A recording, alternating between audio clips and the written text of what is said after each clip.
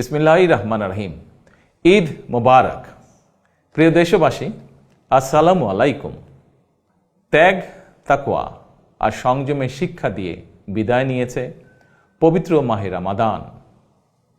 মাসব্যাপী সিয়াম সাধনার পর মুসলিম উম্মার বিশ্বজনীন ঐক্য, সংহতি, সহমর্মিতা এবং অনাবিল আনন্দের বার্তা নিয়ে এলো পবিত্র ঈদ উল ফিতর।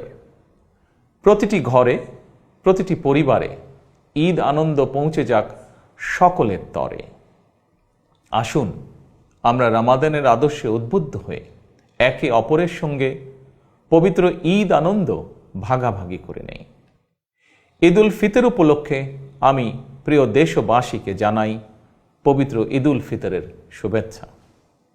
বাংলাদেশ সহ বিশ্ব মুসলিম উম্মার প্রতি জানাই আন্তরিক অভিনন্দন ও মোবারকবাদ।